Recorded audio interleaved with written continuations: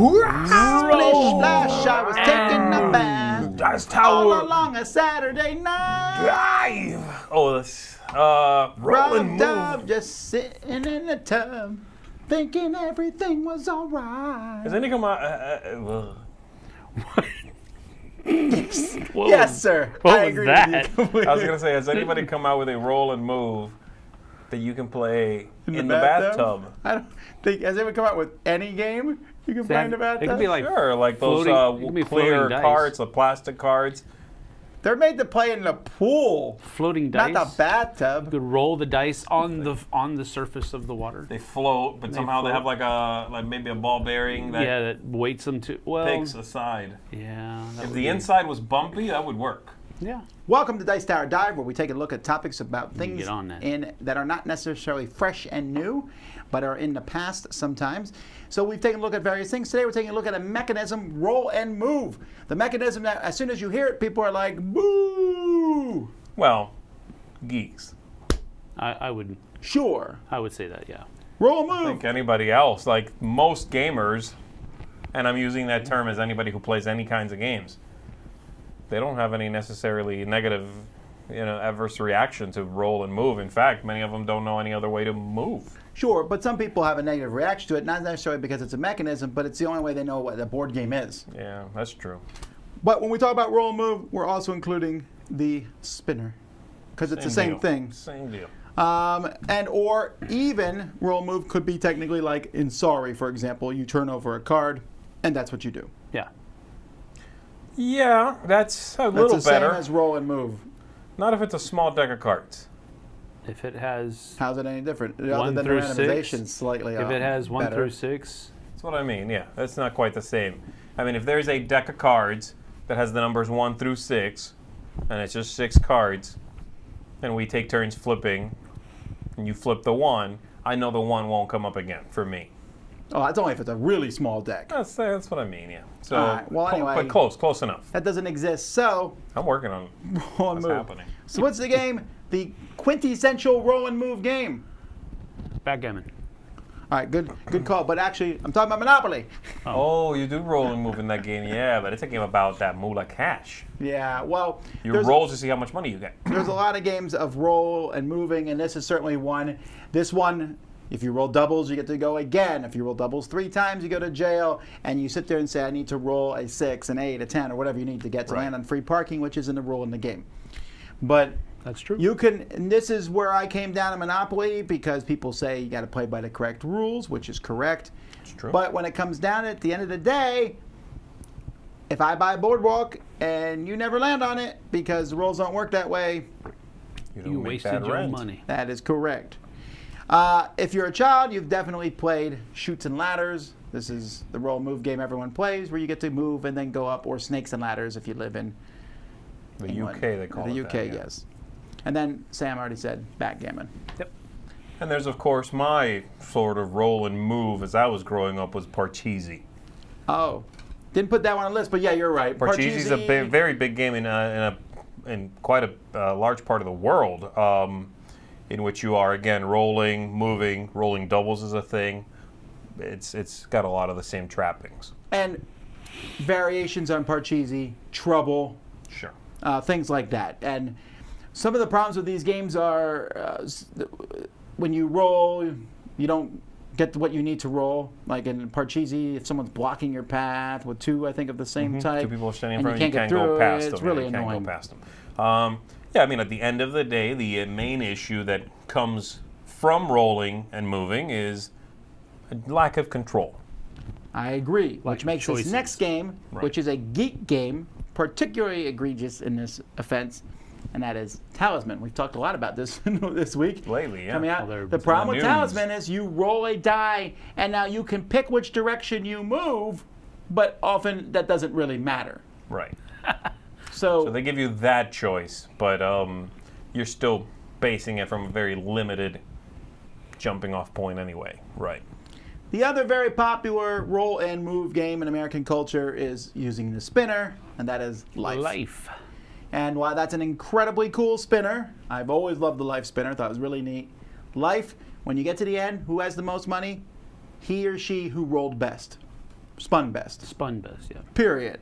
And I think that's one of the problems with roll move. So you play Life, and one of the cool things about Life is you get different jobs, and you get married or not married, you have kids or don't have kids. But like the job you get, how is that determined? By the randomization of where you land. And that's frustrating, when Z's a doctor and I'm here, cleaning his office. It's that tie. That's what happened. Now we're on the outs. But it's that the determination. Bugs Bunny tie. It made me a doctor. Yep. I got my doctorate from the same place I bought that tie. Yeah. But that is Acme the main Doctor Company. That is the main problem, though, with these style games is they take away your choice. Talisman, so far, of all the games we showed, well, I think backgammon has some choice on what pieces you can move. Sure, there are a bunch. You roll, and you are locked into that roll. But you also don't have a moving piece. One moving piece gives you no choice. A selection of moving pieces, while you might not have a lot of choices, is more than just taking what you get. And there are reasons as to why you might want to move one thing versus another one. I'm not saying backgammon is the most strategic game ever, but there are a lot more choices, and there are good backgammon players. It's more strategic than a lot of the roll and move games that are out there right now. Absolutely. I mean, when you can get to the point where all things being the same, there are some people who are good backgammon players and some people who are bad backgammon players, then there's something else there than just taking what you're given. Now, some games mitigate this, and we have the old classic game Careers. I don't know if you guys ever played this one. No, but I've also never played the game of life. It looks amazing. You're still not playing it. Now, Careers is a pretty fun game, but you roll around the board and move. However, in Careers, there's a lot of cards you can get that you can play instead of rolling. And they'll say, instead of rolling a dice, move forward 3 spaces. Right. So you collect these cards and use them at the right times. Still not the greatest thing ever, but it gives you ways to mitigate that. So let's bring this into the modern era of board games. Most of us agree we don't like games like Payday and Monopoly and Life because of that rolling to move. Are there games that it's good in? I'm going to show several. I'll talk to you guys about them, and then maybe we have some more that I didn't think of. Well, before you get to that, let me mention the sort of origins of rolling and moving, and many of these game ideas that are based on luck. This concept of playing a board game and winning said game because you are smarter than other people at the table or made better choices really is a very modern concept. The idea of rolling and moving on something, of being better at a game, comes from, royalty. We're the ones who really were able to play games pretty much exclusively, but also winning a game like that meant you were more virtuous. That was the achievement. The achievement of, if I win something, I was more virtuous, more blessed, however you want to put it, than the other players at the table. So that really carried over past the point where it should have to a modern era, and now it's really that we are considering playing something and winning that to not be because I am virtuous or blessed. It's because you did something better than the other people. This means Sam is incredibly horrific and non-virtuous, whatever that is. Not royalty. With the way he rolls dice. The royalty doesn't smile upon you. I'm cool. But it is an interesting thing if you ever want to look up some of the writing on that idea and sort of that where that came from. It's interesting stuff out there to be read about that. Go ahead, hit it. There was definitely a lot of games in the 70s and 80s where that's all you did was roll dice. 50s, 60s. Yeah, too. That was just no innovation happening during that time, or very little. So one place you roll and move is in racing games. So here's 2 of the biggest ones. One big in Germany and one big here in America. Both of these are fairly, I wouldn't even consider them like cult of the new games at this point. No. Formula D or Formula Day, it was originally called Reifenbright. And in both of these, you are rolling dice and moving. Now, Reifenbright, they get around that by when you roll the dice, you can also play cards in exchange of that, and you can draft the person in front of you and follow them. Formula D gets around it by giving you, first of all, a less range on the dice. For example, the fastest die is 21 through 30. It's not 1 through 30.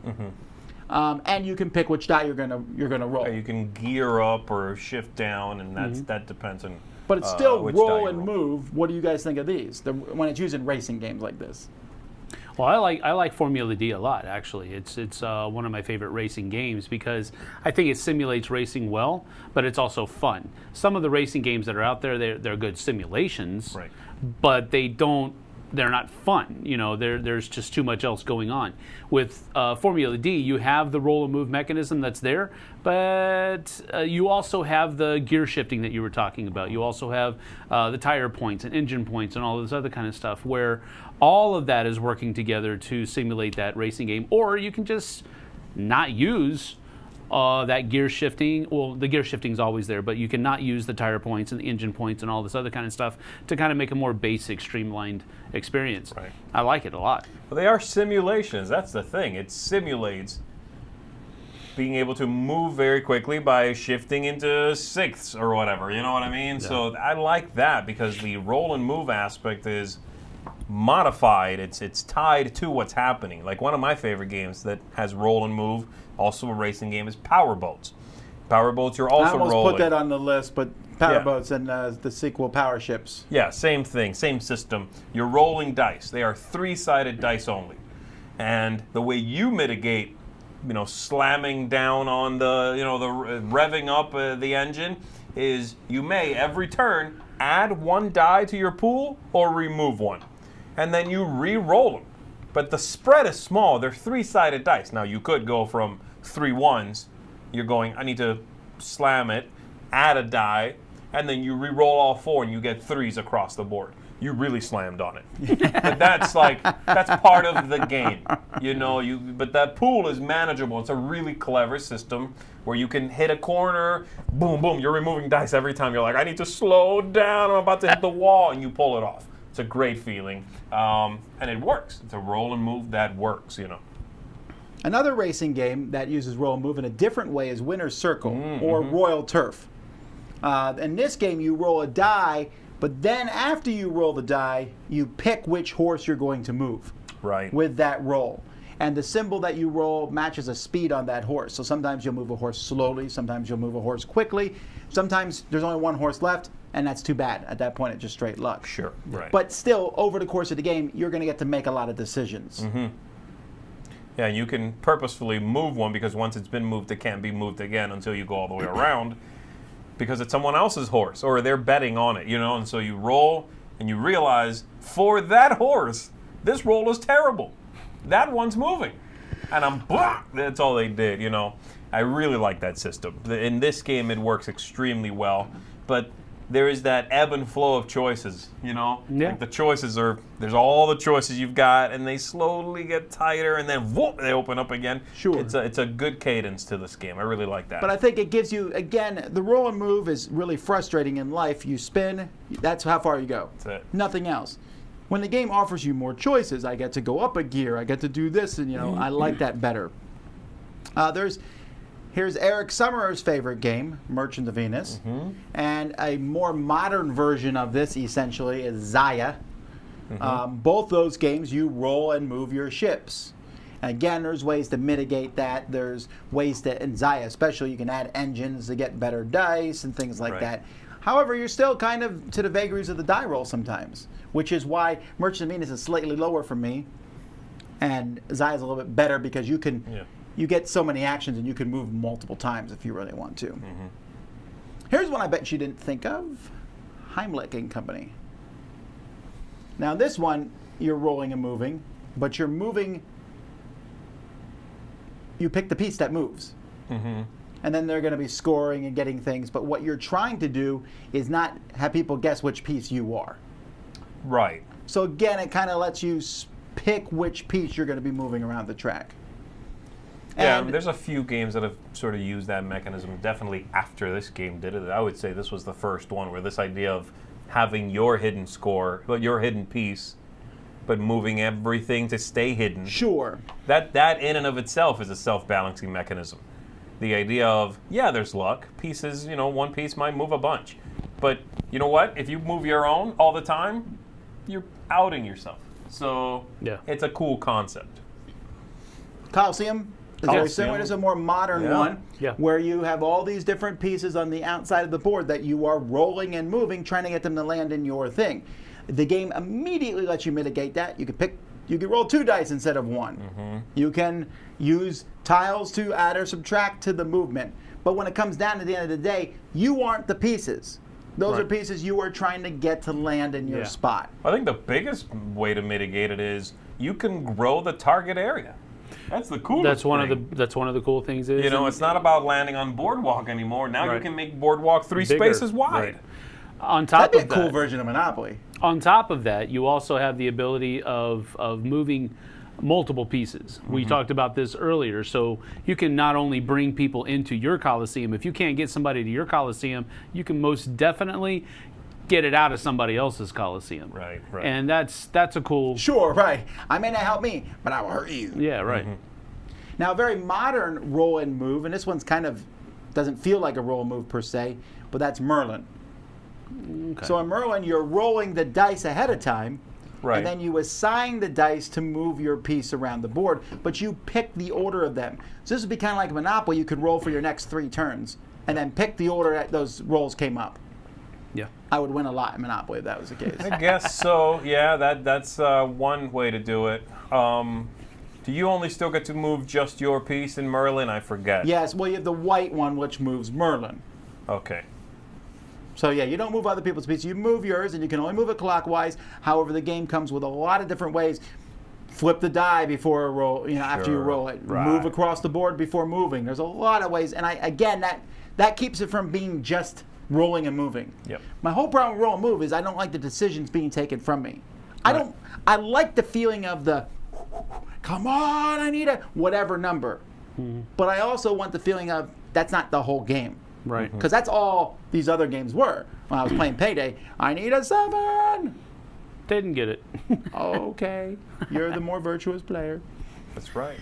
Yeah. It's right. The decision tree is just too narrow, right?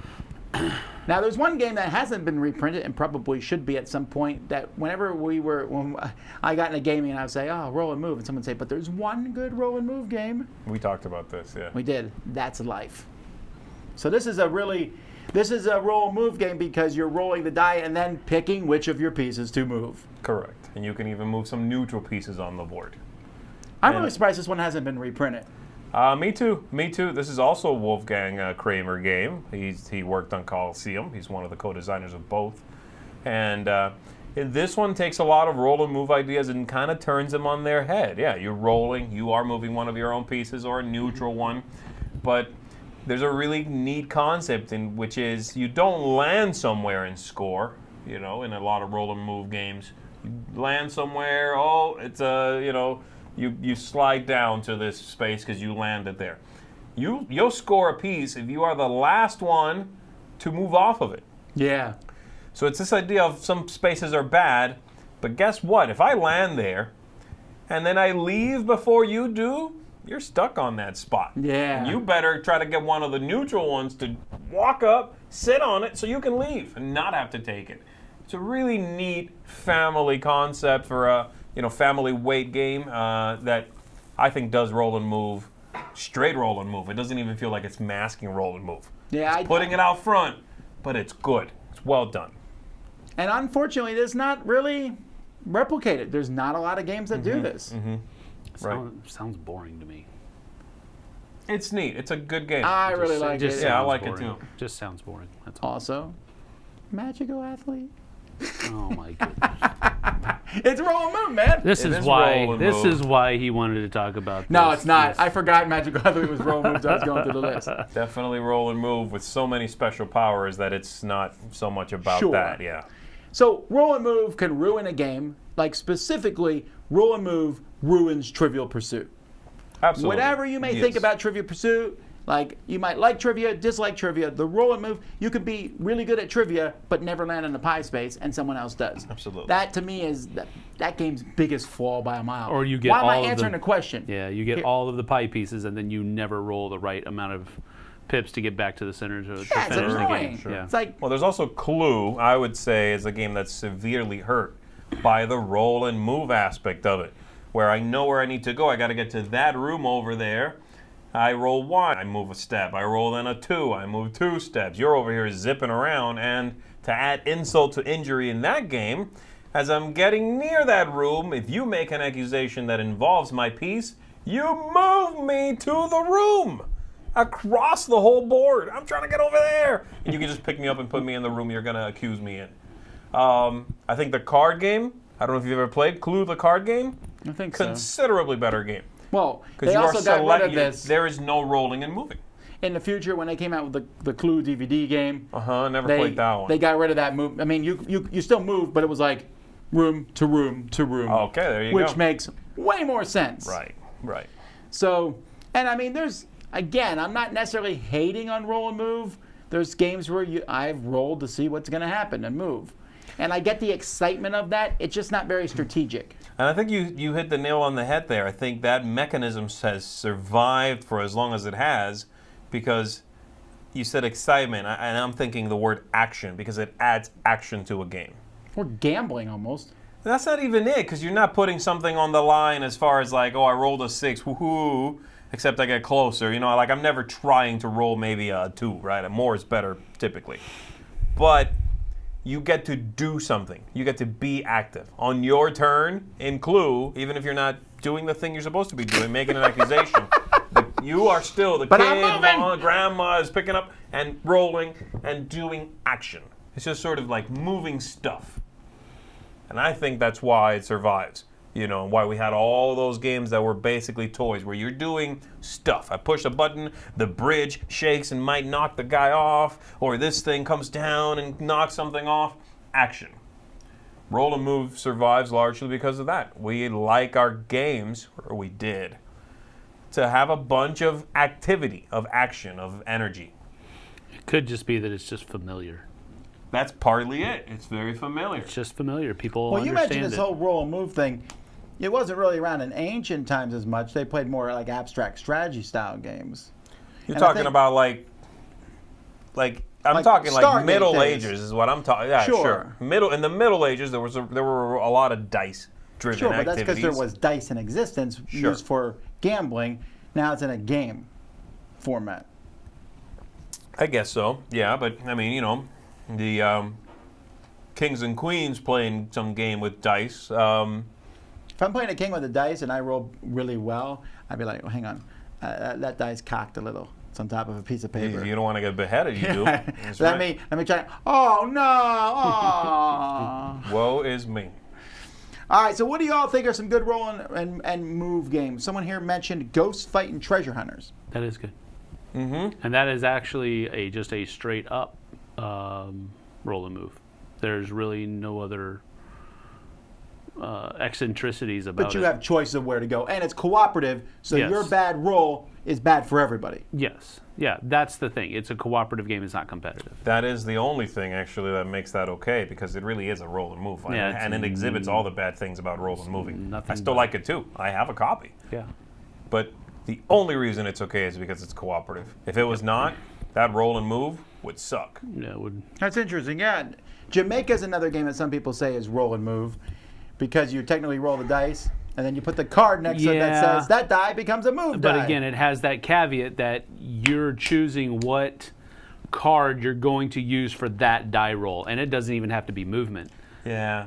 I don't think that I wouldn't call that roll and I mean I guess it's a call to roll and move. roll, and then you move. I think even as a stretch, I wouldn't call that roll and move. Yeah. I mean, you do as much resource collection as you do moving. Yep, you do. That's like Feldian. I mean, you roll a 6, now it gets 6 wood. Feldian. You know what I mean? Well, Seth says, do you think you'd feel differently about roll and move if it didn't have the history it does? If it were a mechanism created 20 years ago, do you think you'd like it more? No. Like, is it like a snobby type thing in a sense? I don't think so because I don't care about that. But ultimately, it is about because I like it in ghost fighting treasure hunters. It's about ultimately how long is a game versus how many choices I have versus how many other rules am I learning. You know what I mean? Because I like dice rolling games. Like Picamino is one of the games you recently looked at, because you got a reprint of it. That's essentially a rolling and moving kind of system. You're rolling, you make sets, of dice. The game's short, it's simple. The choices match the involvement. Monopoly has a bunch of moving parts. It really does. It's also a really long game. I realized we had a lot of time to kill in the 30s. But not so much anymore, you know what I mean? We still have the same amount of time as they did in the 30s.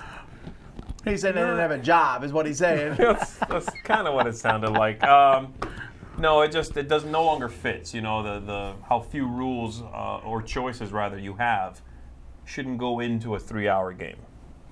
So what about camel up? So in that game you roll dice and the dice moves a camel. That's not anyone's piece. We're just bidding on how they work. Is that roll and move, or is that just like some randomization? It's definitely roll and move, yeah. It is, but that's a randomizer. It is something you then utilize that information.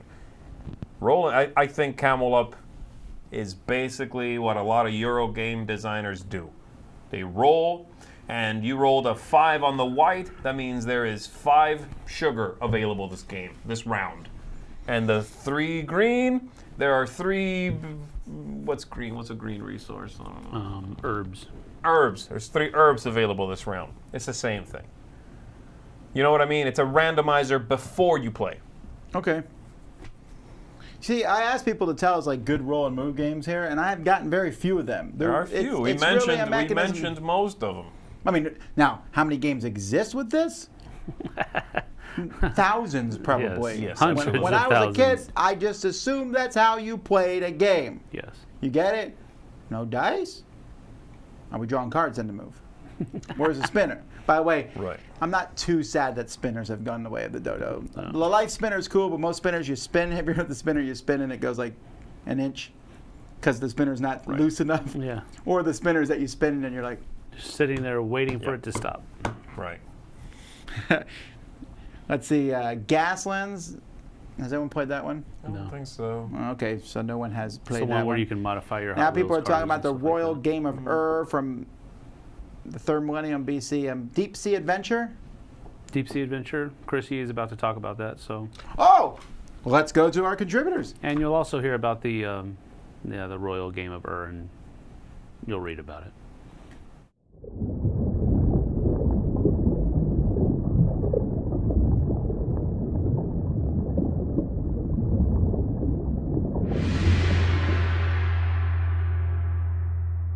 Hello, my name is Jonathan Hicks from Board Game Opinions. Now, roll and move is one of those classic mechanisms that hasn't really stood the test of time. I think most people would agree it's not the best of mechanisms, and I think that's for 2 key reasons. First of all, when you roll the dice, it introduces a massive luck factor, and there's often not a lot you can do. You know, you roll the dice, you move your piece, and where you land is where you land, and that's just what happens. In a game like Monopoly, there's nothing you can do to mitigate the dice rolls or change what you've got to improve your situation. But there's a second really important factor that plays into this, which is choices. I think a lot of the time, the thing that makes a game good is having interesting choices. And the problem with roll and move most of the time is you roll the dice and there's no choice, you just move your pieces. Now, many modern games will introduce ways to mitigate your luck, and that really helps. But if you've got interesting choices, if you're thinking, oh, do I do this or do I do that? Maybe you're playing cards, you could play it here, you could play that. Oftentimes, that's more interesting. But there's another thing, with the classic games like Clue and Monopoly, a lot of the time, as we say, you roll the dice and you move and what happens just happens. It feels like you're just subject to fate. And so I play a lot of games with my son, but I don't tend to play the old classics, if you like, because they don't really teach him that he has any control over his life. If you play something like Monopoly, when you roll the dice, you're just subject to where you land and there's not a lot you can really do about it. But I want to teach him that he can master his own fate, that he can make choices that will shape his future. And a lot of modern games do that much better, I think. I mean, there are games that have incorporated roll and move and maybe tweaked it slightly to make it more modern and more palatable, if you like. So Colosseum is a great game, I think, and it does have a roll and move mechanism in it. But for example, a couple of sides of the dice have got this choice where it says 1 to 3, so I can choose, if I'm moving the Emperor, I can choose to go maybe 2 spaces to get him into my Colosseum and score lots of points. So that's nice. There are ways you can mitigate the luck. Imagine in Monopoly if you had a token which could add or subtract 1 from your rolls. If you just needed 1 extra space to land on Mayfair or 1 less to avoid the super tax or whatever it is, then that would change the game quite a bit. Maybe it would make it good, maybe not. What do you think? Do you think roll and move should be best left in the past, or do you think we could tweak it and improve it for a modern age?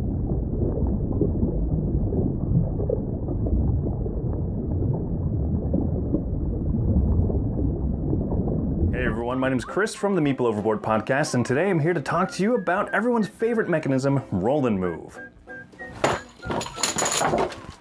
What I actually want to talk about today is kind of the evolution of roll and move games. I'm going to name 3 different modern games that I think use elements of roll and move and incorporate it in an interestingly strategic and thoughtful way. The first one, appropriate for a deep dive like this, is Deep Sea Adventure, the little oink games push your luck game that so many people rave about.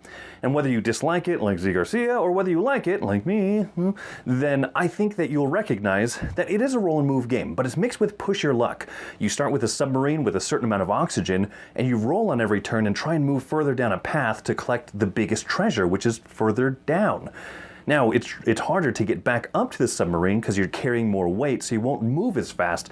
So it becomes a roll and move game, but you get the agency, you get the choice of when are you going to keep moving down, and at what point should you push your luck, or should you stop and head back towards the submarine. Everybody dies in this game, but it's still fun. The next one that I'm going to talk about is Stuffed Fables. Now this is a game where you roll a handful of dice and you allocate those dice towards different actions, but you can use them for movement as well. But you're foregoing a better choice sometimes with that particular die. The colors matter and the colors can align with certain actions, and you might be able to take a die and be able to move, take a red 6, but that sure would be nicer to use that red 6 on a different, better action than just movement, but it gives you that opportunity to choose which of those dice that you rolled you're going to use to move. The last one that I want to talk about is Rajas of the Ganges. And you might say, Chris, what are you talking about? This is a big worker placement strategic game. You collect resources in it, but all the resources are just different colored dice, and so you roll them, and then you can use those on future worker placement actions for their values. Now there's a thing on the game called the river track. Depending on whether you, when you place at the river, if you use a 1 or 2 or a 3, you get to move your boat along that river track 1 or 2 or up to 3 spaces. And wherever you land determines an action that you take. Sounds a lot like roll and write, but with even more increased agency, conscious decision making. When do I want to trigger that action? Do I even want to trigger that action or not? And you get to choose exactly how many spaces you move. And so I think that is taking the idea of simple roll and write. Roll a die, move that number of spaces, but you put more control into the hands of the players, and I tend to like that. So the increasing amount of opportunity to control the outcomes, the more happy I'm generally going to be as a gamer. So I just think that that's interesting that you might see roll and move in games still, but not really think of them in that way. So anyway, my name is Chris from the Meeple Overboard podcast. Hope that you enjoyed this little discussion here. Hope you enjoyed me punching Monopoly Junior. Thanks for watching. Enjoy the rest of your dive.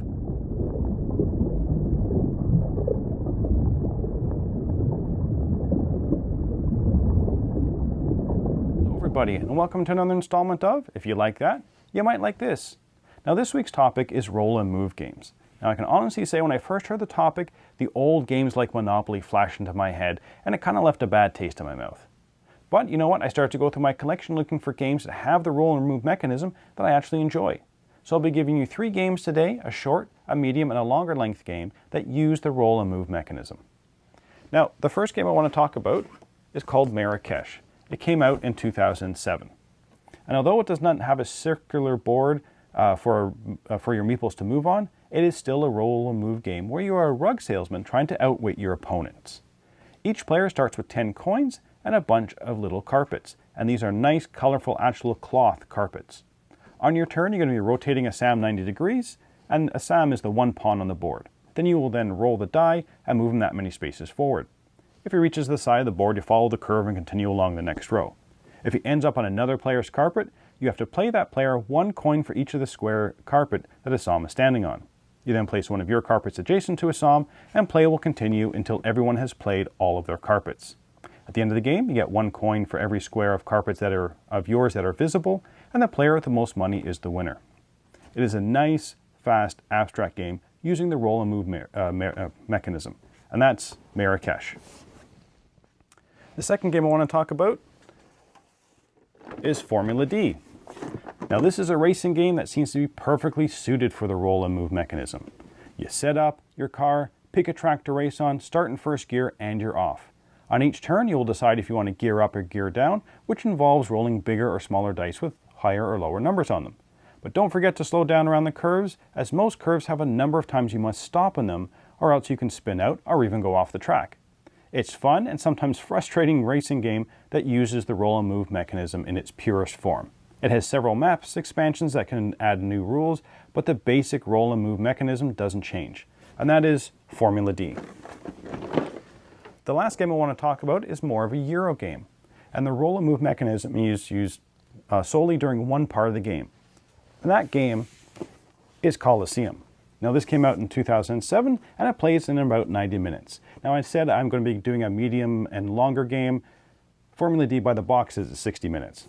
Well, anyway, you are a Roman impresario in Colosseum trying to put on a fantastic show in your arena in hopes of attracting the most spectators. During the round, there are several mechanisms employed, including buying upgrades, bidding, trading, and set collection to try and get the perfect show to perform. But once you're ready to perform, you must roll the die and move the nobles that many spaces, trying to get them to be in your arena when they're finished moving so they can see your wonderful show you've put on and draw in more spectators. Now your score is only as good as the best show you're able to put on. And the player who has the single best show will be the winner. Although roll and move mechanism is not the prime mechanism in this game, it is still an important element and can definitely determine if your show is a dud or worthy of the emperor. And that is Colosseum. So, those are my 3 games that were short, medium, and longer length, again according to the box, that use the roll and move mechanism. I'd love to hear in the chat or the comments some of your favorite games that use this mechanism. Until next time, thanks for watching.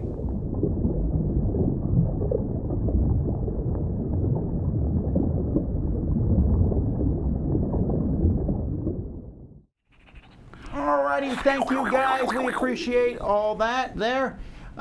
Some people have mentioned in the comments about rolling and getting resources like in Stone Age. That is not roll and move. That's not what we're talking about at all. Nope. I mean, it is It's resource roll and production. get. roll and get, sure, right. I mean, it's driven from the same idea of like a die does whatever it wants to do, but you're not moving, yes. I mean, they are related. There's no question about that. But it's all about mitigation at the end of the day. Stone Age has the tools. There's also some people who came in here expecting us to be talking about roll and write games, since that's what we talk about a lot.